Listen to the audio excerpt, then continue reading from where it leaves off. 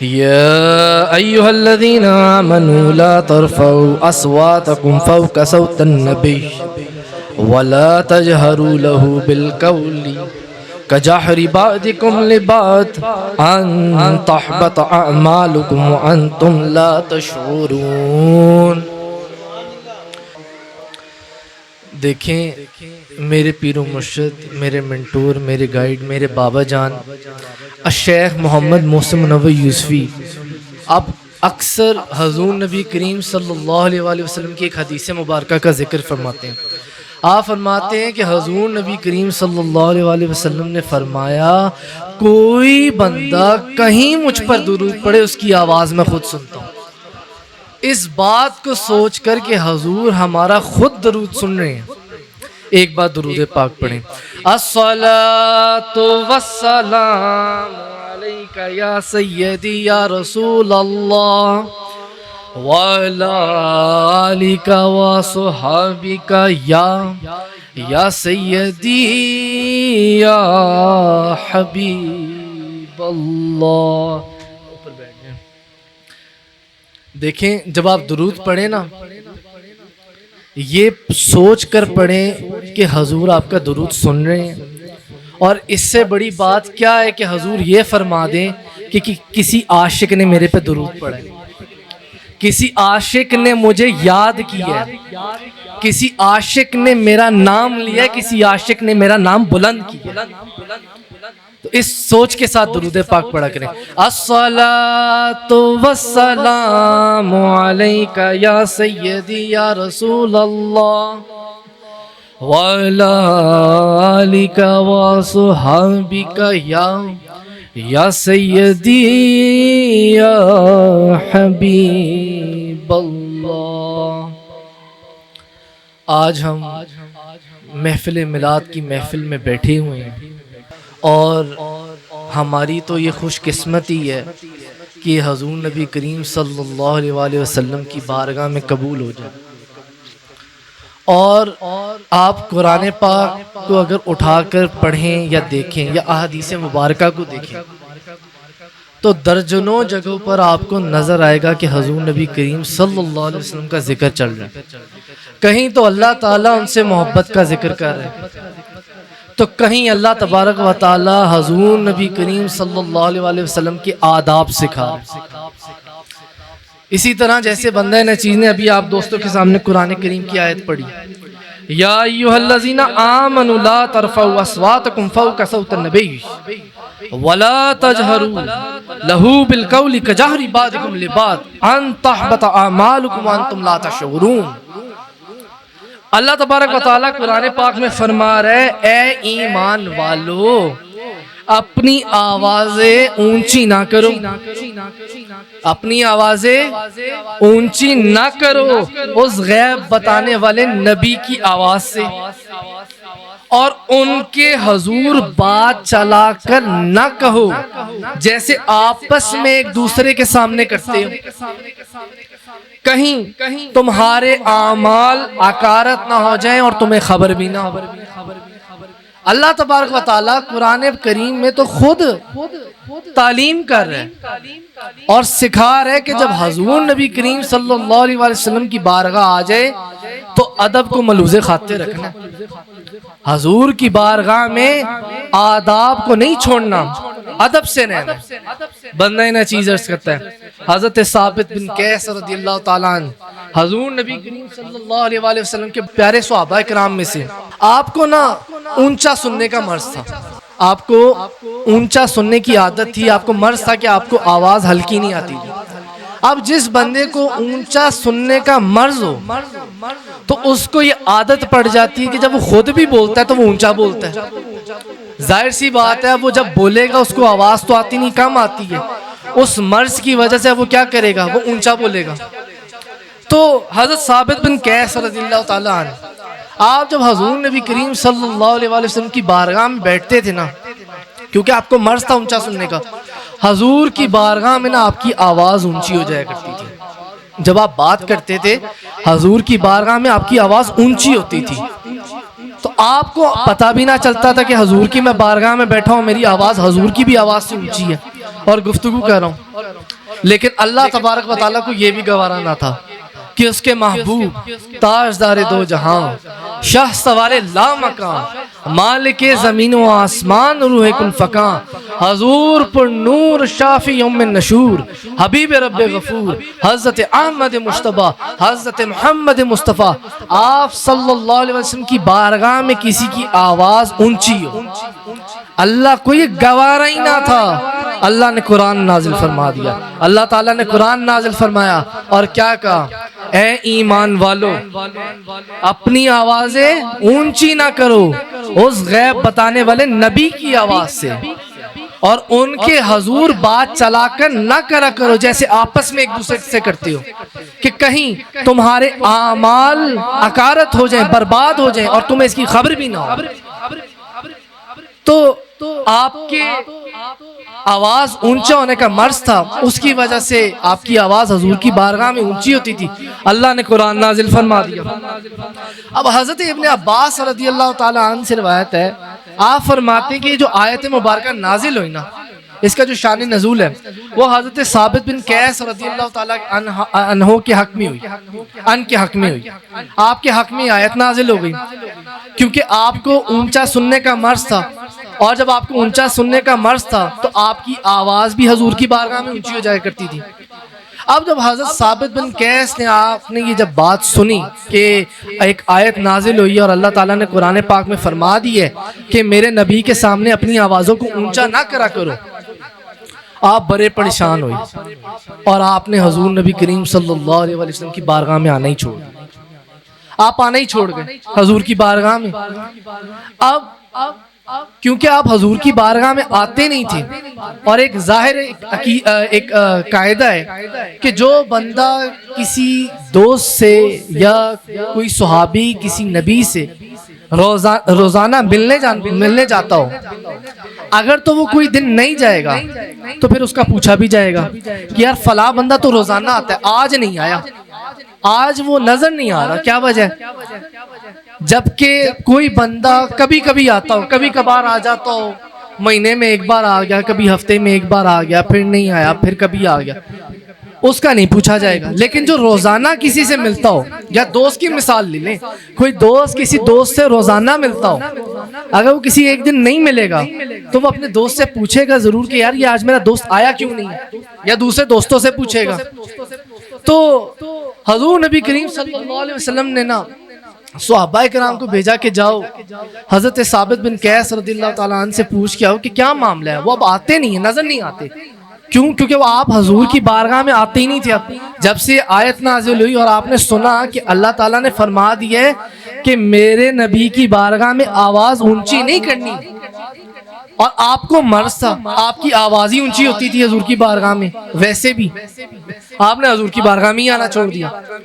تو جب حضور نے صحابہ کرام کو بھیجا اور صحابہ کرام ان کے گھر سے ہو کر آئے تو آ کے حضور نبی کریم صلی اللہ علیہ وسلم کی بارگاہ میں عرض کرنے لگے، یا رسول اللہ صلی اللہ علیہ وسلم، قیس کا تو رو رو کر برا حال ہے، وہ تو کہتا ہے میں جہنمی ہو گیا، میں برباد ہو گیا، یعنی میرے اعمال سارے خراب ہو گئے، برباد ہو گئے، کیونکہ اللہ نے قرآن کی آیت نازل فرما دی ہے کہ جس کی آواز میرے نبی سے اونچی ہے وہ اونچی نہ کرے، یہ نہ ہو کہ اس کے اعمال ہی برباد ہو جائیں۔ تو میرے تو اعمال ہی خراب ہو گئے، اب میں کدھر جاؤں؟ اب جب صحابہ کرام نے حضور نبی کریم صلی اللہ علیہ وسلم کو جا کر سارا ماجرا بتایا، حضور نے فرمایا کہ قیس کو بلا لاؤ، قیس کو بلاؤ۔ اب جب حضرت قیس بن ثابت رضی اللہ تعالیٰ عنہ حضور نبی کریم صلی اللہ علیہ وسلم کی بارگاہ میں آئے تو آپ فرمانے لگے حضور کو کہ یا رسول اللہ میرے تو اعمال برباد ہو گئے، میں تو جہنمی ہو گیا، کیونکہ میری آواز آپ کی بارگاہ میں اونچی ہوتی ہے۔ حضور فرمانے لگے، حضور نے فرمایا اے قیس تو جہنمی نہیں، تو جنتی ہے۔ آپ نے فرمایا تو جنتی ہے، یعنی آپ دیکھیں اللہ تبارک و تعالی نے قرآن پاک میں خود تعلیم کی کہ اگر میرے نبی کی بارگاہ میں جاؤ تو ادب سے پیش آؤ، آواز اونچی نہ کرو۔ کہیں اللہ تعالیٰ حکم فرما رہے ہیں کہ میرے نبی کی بارگاہ میں جاؤ تو باہر سے آوازیں نہ دو، کہیں اللہ تعالیٰ قرآن پاک میں فرما رہا ہے کہ میری نبی کی بارگاہ میں اپنی آوازوں کو اونچا نہ کرو، تو کہیں اللہ تعالیٰ فرما رہا ہے کہ میرے محبوب کی بارگاہ میں وہ لفظ نہ بولو جس کے دو مطلب ہو، اچھا بھی لفظ ہو اور برا بھی مطلب ہو۔ میرے نبی کے بارے میں ایسے کوئی لفظ نہیں بولنے، وہ اللہ کا محبوب ہے، حضور نبی کریم صلی اللہ علیہ وآلہ وسلم۔ تو حضور نبی کریم صلی اللہ علیہ وآلہ وسلم کی بارگاہ میں جانے کے تو خود اللہ تعالیٰ نے آداب سکھائے کہ حضور کی بارگاہ میں جانا ہے تو ادب سے پیش آنا ہے، سخت لفظ نہیں بولنے، بے ادبی والے لفظ نہیں بولنے، گستاخی والے لفظ نہیں بولنے، یا وہ لفظ بھی نہیں بولنے جس کے دو دو معنی ہوں۔ اللہ تعالیٰ نے خود سکھایا قرآن پاک میں، قرآن اٹھا کر آپ دیکھیں، بندہ نا چیز خود عرض کرتا ہے، سورہ بقرہ کے اندر ہے، اللہ تبارک و تعالیٰ قرآن پاک میں فرماتا ہے یا ایھا الذین آمنوا لا تقولوا راعنا وقولوا انظرنا واسمعوا وللکافرین عذاب علیم۔ اللہ تبارک و تعالیٰ قرآن پاک میں کیا فرما رہا ہے؟ حضور نبی کریم صلی اللہ علیہ وسلم کی بارگاہ میں جب صحابہ کرام بیٹھتے تھے نا، جب حضور نبی کریم صلی اللہ علیہ وسلم کی مجلس لگتی تھی، حضور کی بارگاہ میں صحابہ کرام بیٹھا ہوا کرتے تھے، حضور صحابہ کرام کی تعلیم کرا کرتے تھے، ان کو سکھایا کرتے تھے دین اسلام۔ اب جب حضور نبی کریم صلی اللہ علیہ وآلہ وسلم صحابہ کرام کو دین اسلام سکھایا کرتے تھے نا، اور صحابہ کرام کو کوئی بات سمجھ نہیں آتی تھی یا وہ سمجھ نہیں پاتے تھے، تو وہ حضور کی بارگاہ میں عرض کر دیا کرتے تھے راعنا یا رسول اللہ، یا رسول اللہ صلی اللہ علیہ وآلہ وسلم، آپ ہماری رعایت فرما دیجئے، آپ ہماری رعایت فرما دیجئے کہ آپ ہمیں یہ بات پھر سے سمجھا دیجئے کہ ہم یہ پھر سے بہتر سمجھ سکیں۔ تو حضور نبی کریم صلی اللہ علیہ وآلہ وسلم وہ بات دوبارہ ارشاد فرما دیا کرتے تھے، سمجھا دیا کرتے تھے صحابہ کرام۔ اچھا، حضور کی مجلس میں جہاں صحابہ کرام بیٹھے ہوا کرتے تھے نا، وہیں پر صحابہ کرام ہی کے اندر منافقین یہودی بھی بیٹھے ہوتے تھے۔ اب منافقین اور یہودی کیا کرتے تھے، ان کی لغت کے اندر، ان کی زبان کے اندر بھی راعنا کا ایک مطلب تھا، لیکن اس کا مطلب تھا گستاخی کے اندر، بے ادبی کے اندر۔ صحابہ کرام کہتے تھے راعنا یا رسول اللہ، یا رسول اللہ آپ ہماری رعایت فرما دیجئے، یعنی آپ ہمیں یہ بات پھر سمجھا دیجئے۔ لیکن وہ جو منافق یہودی تھے نا، وہ راعنا بار بار کہتے تھے بے ادبی اور گستاخی کے ذمرے میں، کیونکہ ان کی لغت میں اس کا کچھ اور مطلب تھا۔ اب وہ بے ادبی کرتے تھے حضور کی بارگاہ میں، کیوں؟ کیونکہ وہ جانتے تھے کہ مسلمان بھی بولتے ہیں، اور وہ بھی مسلمانوں کے اندر، مسلمانوں ہی کے بیس میں بیٹھے ہوتے تھے، منافقین بھی یہودی بھی۔ اب وہ حضور کی بارگاہ میں بے ادبی کرتے تھے، راعنا بار بار بولتے تھے۔ ایک دن انہوں نے پھر یہودیوں نے جو ہے نا، منافقین یا یہودی جو تھے، انہوں نے حضور کی بارگاہ میں نا پھر بولا راعنا یا رسول اللہ۔ اب ان کی لغت کے اندر اس کا مطلب بے ادبی اور گستاخی کے اندر تھا۔ اچھا، حضرت سعد بن معاذ رضی اللہ تعالیٰ عنہ، آپ بھی وہاں موجود تھے جب یہودیوں نے نا، منافقین اور یہودیوں نے یہ لفظ بولا، اور آپ ان کی اس لغت کا جو دوسرا مطلب تھا نا، جو بے ادبی اور گستاخی کے اندر تھا، آپ وہ بڑی اچھی طرح سمجھتے تھے۔ آپ نے جب سنا نا، کیونکہ مسلمان کہتے تھے سمجھنے کے لیے، اور یہودی اور منافقین کرتے تھے بے ادبی اور گستاخی کے اندر، ایک ایسا لفظ جو بظاہر جائز تھا، صحیح تھا۔ حضرت سعد بن معاذ رضی اللہ تعالیٰ عنہ جب آپ نے یہ بات سنی نا اب یہودیوں سے اور منافقین سے کہ وہ پھر کہہ رہے راعنا یا رسول اللہ، بے ادبی کرنے کے لیے، آپ نے فرمایا اے دشمنان خدا، اللہ کی لعنت ہو تم پر، اب اگر میں نے کسی کی زبان سے یہ لفظ بھی سنا تو میں اس کی گردن کاٹ دوں گا۔ آپ نے حضرت سعد بن معاذ رضی اللہ تعالیٰ عنہ نے فرمایا، کیوں؟ کیونکہ آپ جانتے تھے کہ اس لفظ کو یہ جو یہ بولتے ہیں یہ گستاخی اور بے ادبی کے زمرے میں بولتے ہیں۔ اچھا، آپ نے جب ان کو یہ بات کہی نا کہ میں تمہاری گردن کاٹ دوں گا اور اللہ کی تم لوگوں پر لعنت ہو کہ تم حضور کی بارگاہ میں بے ادبی بھی کرتے ہو اور گستاخی بھی کرتے ہو، تو وہ جو یہودی اور منافقین تھے نا، وہ کہنے لگے کہ آپ ہم پر ایویں برہم ہوتے ہیں، آپ مسلمان بھی تو یہی بولتے ہیں راعنا یا رسول اللہ۔ کیوں؟ کیونکہ راعنا کے دو مطلب تھے، ایک تھا راعنا یا رسول اللہ، یا رسول اللہ آپ ہماری رعایت فرما دیجئے، اور دوسرا مطلب تھا گستاخی کے اندر. تو انہوں نے کہا کہ آپ ہمیں کیوں بولتے ہیں؟ آپ پہلے مسلمانوں کو جا کر منع کریں کہ وہ بھی تو حضور کی بارگاہ میں روئینہ ہی کہتے ہیں, پھر آپ ہم سے بات کریے گا. اچھا, حضرت سعد بن معاذ بڑے رنجیدہ ہوئے, بڑے اداس ہوئے کہ بات تو بظاہر ٹھیک ہے کہ مسلمان بھی تو بولتے ہیں, یا تو میں مسلمانوں کو بھی روکوں پھر بات بنتی ہے. آپ نہ حضور نبی کریم صلی اللہ علیہ وسلم کی بارگاہ میں چلے گئے کہ میں حضور کی بارگاہ میں جاتا ہوں اور یہ معاملہ حضور سے عرض کرتا ہوں.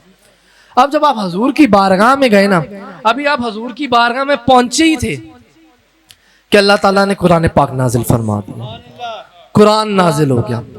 اور اللہ تعالیٰ نے کیا فرمایا؟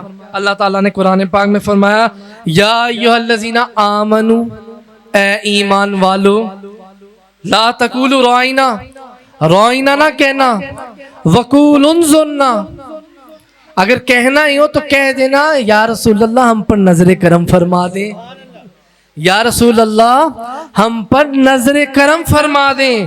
واسمعوا, اور پہلے ہی بغور سنو. وللکافرین عذاب علیم, اور کافروں کے لیے دردناک عذاب ہے. اللہ تبارک و تعالیٰ نے فوراً یہ قرآن نازل فرما دیا. حضور نے فرمایا اللہ تبارک و تعالیٰ کہتا ہے اگر کہنا ہی ہو نا, روئینہ نہ کہنا. کیوں؟ کیونکہ روئینہ کے دو معنی تھے. ایک تو تھا یا رسول اللہ آپ ہماری رعایت فرما دیجیے, یہ بات پھر سے سمجھا دیجیے. اور دوسرا لغت کے اندر بے ادبی اور گستاخی تھی. لیکن اللہ تعالیٰ کو یہ بھی گوارا نہ تھا کہ میرے محبوب کی بارگاہ میں کوئی ایسا لفظ بولا جائے جو اچھی جگہ پر بھی استعمال ہوتا ہو, اور کوئی ہلکی یا جس میں اندر گستاخی یا بے ادبی ہو وہ لفظ بھی ہو. اللہ تعالیٰ نے وہ لفظ ہی منع کر دیا. اللہ تعالیٰ نے فرمایا روئینہ نہیں کہنا, اگر کہنا ہی ہو تو کہہ دینا انظرنا, یا رسول اللہ ہم پر نظر کرم فرما دیجیے, نظر عنایت فرما دیجیے, نظر کرم فرمائے ہم پر. اور آگے اللہ تعالیٰ نے فرمایا واسمعوا, پہلے ہی حضور سے غور سے بات سنو. جب حضور بات کرے ہو غور سے سنو, یہ نہ کرو کہ حضور بات کر دیں اور اس کے بعد پھر تم کو حضور کی بارگاہ میں انظرنا, یا رسول اللہ ہمیں بات سمجھائیے. پہلے ہی غور سے سن لو, پہلے ہی غور سے سمجھ لو. میرے نبی سے بار بار ایک بات نہ کہلوایا کرو. اور اللہ تعالیٰ نے پھر کافروں کے لیے تلقین بھی کر دی کہ کافروں کے لیے دردناک عذاب ہے, کافروں کے لیے دردناک عذاب ہے. تو اللہ تعالیٰ نے تو خود سکھایا آداب النبی. قرآن پاک جگہ جگہ قرآن پاک میں اس کی مثالیں مل جائیں گی. آپ قرآن پاک دیکھیں اٹھا کر, کہیں اللہ تعالیٰ حکم فرما رہا ہے کہ فلاں لفظ نہیں کہنا, کہیں اللہ تعالیٰ فرما رہا ہے کہ میرے محبوب کی بارگاہ میں آواز اونچی نہیں کرنی, کہیں اللہ تبارک و تعالیٰ فرما رہا ہے کہ میرے محبوب کو باہر سے آواز نہیں دینی. لیکن آج آپ دیکھیں ایسے ایسے لوگ موجود ہیں, آپ سب جانتے ہیں. آج کل ایک بہت ہائی لائٹ ہوا ہوا ایشو مرزا جیلمی کا, جس نے حضور نبی کریم صلی اللہ علیہ وسلم کی بارگاہ میں گستاخی کی ہے. ایک بہت گندا غلیظ لفظ بولا ہے, اور آپ دیکھیں وہ کتنی ڈٹائی کے ساتھ اس کی جسٹیفیکیشنز اس نے دی ہیں کہ میں نے وہ لفظ اس سینس میں نہیں فلاں فلاں سینس کے اندر دیا, میرا تو یہ مطلب تھا. قرآن دیکھیں, قرآن پاک میں تو اللہ تعالیٰ نے وہ لفظ تک نہیں پسند کیا جس کے دو معنی ہو, تو وہ تو ڈائریکٹ وہ لفظ کہہ رہا ہے جو سیدھا سیدھا گستاخی کے اندر آتا ہے, سیدھا سیدھا گستاخی کے اندر آتا ہے. اس کو خیال ہی نہیں ہے کہ حضور نبی کریم صلی اللہ علیہ وسلم کی بارگاہ ہے اور حضور کی بارگاہ میں ہی گستاخیاں کرتا ہے. کبھی کچھ بول دیتا ہے, اس کی پہلے بھی بہت ویڈیوز وائرل ہیں اس بارے میں, حضور کی بارگاہ میں پہلے کچھ بول دے گا, پہلے کچھ بول دے گا. لیکن اس بار اس نے حد ہی پار کر دی. قرآن پڑھنے کی کمی ہے, قرآن نہیں پڑھا. اور آپ دیکھیں کتنی دکھ کی بات ہے کہ اس کو سیکشن نمبر جو 3 ہے پنجاب مینٹیننس آرڈر کا, اس کے تحت اس کو حفاظت دی جا رہی ہے. اس کو اریسٹ جو کرا گیا ہے, اس کے لوگوں نے یہ بات کہی ہے کہ اس کو اریسٹ سزا کے طور پر نہیں کیا گیا, اس کو حفاظت, اس کو پروٹوکول دینے کے لیے دیا گیا کہ یہ سیف رہے, اس کو سیف گارڈ کیا جائے, کہیں اس کی زندگی پہ کوئی حملہ نہ پھر کر دے. ہمارے اپنے ہی مسلمان اس کو وہ پروٹیکشنز دے رہے ہیں جو دین اسلام کی خلاف ہے, دین اسلام کی خلاف ہے. آپ دیکھیں بن مغیرہ تھا, اس نے حضور نبی کریم صلی اللہ علیہ وسلم کی بارگاہ میں گستاخی کی تھی, بے ادبی کی تھی, اللہ تبارک و تعالیٰ نے قرآن پاک نازل فرما دیا تھا. قرآن پاک نازل ہوا. اللہ تعالیٰ نے قرآن پاک میں کیا فرمایا؟ اللہ نے فرمایا محبوب یہ بہت بڑا قسمیں کھانے والا ہے, یہ بہت ذلیل ہے, تانے دینے والا ہے, ادھر کی ادھر لگانے والا ہے, بھلائی سے روکنے والا ہے, حد سے بڑھنے والا ہے, گناہگار ہے, اور یہاں تک کہ اس کی اصل میں بھی خطا ہے, یعنی کہ حرام کا ہے. قرآن پاک کی آیتوں میں ہے. اللہ تبارک و تعالیٰ فقط وہ بندہ جس نے حضور کو نعوذ باللہ استغفر اللہ من ذالک دیوانہ غالباً کہا تھا. نعوذ باللہ استغفر اللہ من ذالک, اللہ یعوذ باللہ. اللہ نے قرآن پاک نازل فرمایا, اللہ نے آخر میں کیا فرمایا؟ یہ حرام کہی ہے. تو آپ دیکھیں لوگ حضور کی بارگاہ میں گستاخی کیسے کرتے ہیں, بے ادبی کرتے ہیں. قرآن پاک بھرا پڑا ہے, جگہ جگہ تلقین کر رہا ہے کہ حضور کی بارگاہ میں ادب سے پیش آنا ہے, آواز تک اونچی نہیں کرنی, لفظ تو بہت دور کی بات. کیوں؟ کیونکہ اللہ تعالیٰ نے یہ ساری دنیا حضور ہی کے تو وسیلے سے بنی ہے, حضور ہی کے لیے تو بنی ہے. حدیث قدسی ہے غالباً, حضور نبی کریم صلی اللہ علیہ وسلم فرماتے ہیں فلولا محمد ما خلقت الآدم, اگر میں محمد کو نہ پیدا کرتا, محمد صلی اللہ علیہ وسلم, اگر میں محمد کو نہ پیدا کرتا تو میں آدم کو نہ بناتا, میں آدم کو نہ پیدا کرتا. اگر میں محمد کو نہ بناتا تو میں یہ سورج اور چاند نہ بناتا, اگر میں محمد کو نہ بناتا تو میں یہ رات اور دن نہ بناتا. اور ایک حدیث مبارکہ میں آتا ہے کہ اگر میں محمد کو نہ پیدا کرتا تو میں اپنی ربوبیت کو بھی نہ ظاہر کرتا. اللہ نے فرمایا میں اپنی ربوبیت کو بھی ظاہر نہ کرتا اگر آپ نہ ہوتے محبوب.